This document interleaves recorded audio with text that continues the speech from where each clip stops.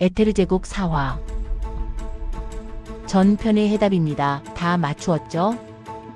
프라임 5글자, 넘버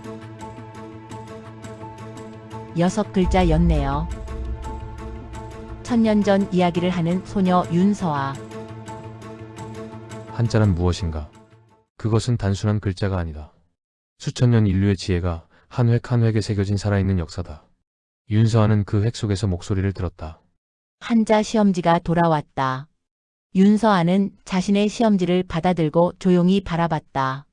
빨간 글씨로 이렇게 적혀 있었다. 문제는 이것이었다. 명자의 뜻을 쓰시오. 교과서 정답은 딱 2글자였다. 밝을 명. 서아의 답은 달랐다. 명은 해, 일과 달, 월이 합쳐진 글자입니다. 낮을 밝히는 해와 밤을 밝히는 달이 함께할 때 세상이 가장 밝아진다는 뜻을 담고 있어요. 그래서 명은 단순히 밝다가 아니라 서로 다른 두 빛이 만나 완성되는 밝음이라 생각했어요. 선생님은 이 답에 동그라미를 치지 않았다. 교과서에 없는 내용이었으니까. 쉬는 시간. 서아는 혼자 자리에 앉아 시험지를 다시 읽었다. 틀렸다고 생각하지 않았다. 하지만 억울하지도 않았다. 그냥 궁금했다. 왜? 글자의 진짜 이야기는 가르쳐주지 않는 걸까? 서아가 한자에 빠진 건 8살 때였다. 할아버지 서재에서 낡은 책을 발견했다. 설문해자. 중국 한나라 때 만들어진 세상에서 가장 오래된 한자 사전이었다. 물론 그때 서아는 그게 뭔지 몰랐다. 그냥 그림 같은 글자들이 가득한 신기한 책이었다. 할아버지가 옆에 앉아 설명해 주셨다. 서아야, 이 글자 봐봐. 할아버지가 가리킨 글자는 목이었다. 나무목이야. 어떻게 생겼어? 서아가 고개를 기울였다. 위에 가지가 있고 아래에 뿌리가 있어요. 그렇지. 그럼 이건 3. 나무가 3개네요. 나무가 많으면 뭐가 되겠어? 숲이요. 맞아. 그래서 수풀이라고 풀이한단다. 그 순간이었다. 서아의 눈이 번쩍 뜨인 것이. 글자 안에 이야기가 있어. 그날부터 서아는 한자를 외우지 않았다. 읽었다. 마치 그림책처럼. 마치 옛날 이야기처럼. 사랑해. 가운데 심? 마음심이 있다. 사랑은 마음이 담겨야 한다는 뜻이다. 실휴. 사람이니 나무목에 기대어 있다. 쉰다는 건 나무에 기대는 것처럼 편안한 것이다. 밝을 명. 해와 일이 함께 있다. 이 글자는 낮의 빛과 밤의 빛이 만나야 진짜 발달한 뜻이다. 서아에게 한자는 수천 년 전 사람들이 남긴 편지였다. 우리가 이렇게 생각했어. 우리가 이렇게 느꼈어. 기억해줘. 그날 오후 도서관 구석 서아의 자리. 책상 위엔 언제나처럼 낡은 한자 사전과 수첩이 놓여 있었다. 서아는 수첩에 오늘 배운 한자들의 이야기를 옮겨 적고 있었다. 그때 스마트폰이 진동했다.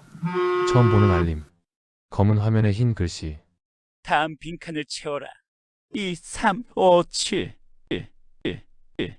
제한 시간 5분. 틀리면 다시 기회는 없다. 서아는 화면을 보며 고개를 기울였다. 숫자들을 한참 바라봤다. 그러다 수첩을 펼쳤다. 숫자들을 써내려갔다. 2, 3, 5, 7. 서아는 수학을 논리로 풀지 않았다. 이야기로 풀었다. 2는 처음으로 태어난 짝수 소수. 3은 가장 작은 홀수 소수. 5는 손가락처럼 5. 7은 일주일처럼 7. 이 숫자들의 공통점은 나눠지지 않는다. 1과 자기 자신 외엔 혼자서도 완전한 수. 서아의 눈이 빛났다. 혼자서도 완전하지만 옆에 있으면 더 아름다운 수. 2와 3이 합쳐지면 5가 되고 3과 4가 합쳐지면 7이 되고 그러면 다음 혼자서도 완전한 수는 11 그리고 13. 서아가 11, 13을 입력했다. 2분 33초 만이었다. 정답. 너는 선택됐다. 채팅방 입장까지 한 명 대기 중. 서아는 화면을 바라보며 중얼거렸다. 한 명. 수첩을 펼쳐 천천히 뭔가를 적었다. 가릴 선. 걸어갈 책과 함께 할. 공통점. 손이 합쳐진 글자. 그렇다면 선택은? 함께 걸어갈 사람을 고르는 것이다. 서아는 수첩을 닫았다. 그리고 조용히 생각했다. 한 명만 더. 그 한 명은 어떤 아이일까? 나처럼 교과서 밖의 이야기를 좋아하는 아이일까? 사실 서아에게는 비밀이 있었다. 도서관에 혼자 있을 때면 가끔 눈을 감는 버릇이 있었다. 눈을 감으면 보이는 것들이 있었다. 글자들이 살아 움직이는 것 같은 느낌. 명자에서 해와 달이 실제로 떠오르는 것 같은 느낌. 애자에서 따뜻한 심장 소리가 들리는 것 같은 느낌. 이상한 거 알아. 근데 어쩔 수 없어. 글자들이 나한테 말을 거는 걸. 서한은 수첩 첫 페이지를 펼쳤다. 거기엔 이렇게 적혀 있었다. 과거를 읽는 자가 미래를 쓴다. 할아버지가 가르쳐 주신 말이었다. 그때는 그냥 멋있는 말이라고 생각했다. 지금은 달랐다. 이 말이 자신을 위한 말인 것 같았다. 그날 밤. 서한은 낡은 한자 사전을 품에 안고 잠이 들었다. 꿈속에서 수천 년 전 어느 선비가 붓으로 글자를 쓰고 있었다. 선비가 고개를 들어 서한을 바라보며 말했다. 내가 드디어 왔구나. 저를 아세요? 기다리고 있었단다. 왜요? 선비가 미소 지으며 붓을 내밀었다. 이 이야기를 이었을 사람이 필요했거든. 서한은 꿈속에서 붓을 받아들었다. 그 시각 대한민국 어딘가에서 축구공을 발로 차다 멈춰 선 평범해 보이는 소년이 스마트폰을 꺼내들었다. 최진우 마지막 퍼즐 조각 서하의 수첩 별자리단 미션 4 서하처럼 한자 속 이야기를 읽어봐. 밝은 명은 해와 달, 숲은 나무가 여러 개, 쉴 휴는 사람과 나무. 그럼 이 한자는 어떤 이야기일까? 밝을 명, 수풀림, 숲삼. 나무가 하나면 둘이면 셋이면 숫자가 늘어날수록 뜻이 어떻게 바뀌는지 느껴봐. 한자는 그림이야. 이야기야. 그리고 수수께끼야. 작가의 한마디. 세상엔 교과서 밖을 읽는 아이들이 있다. 시험엔 틀렸지만 진실엔 맞는 아이들. 윤서한은 수천 년 전 사람들의 목소리를 들었다. 그리고 그 목소리가 미래로 이어진다는 걸 알았다.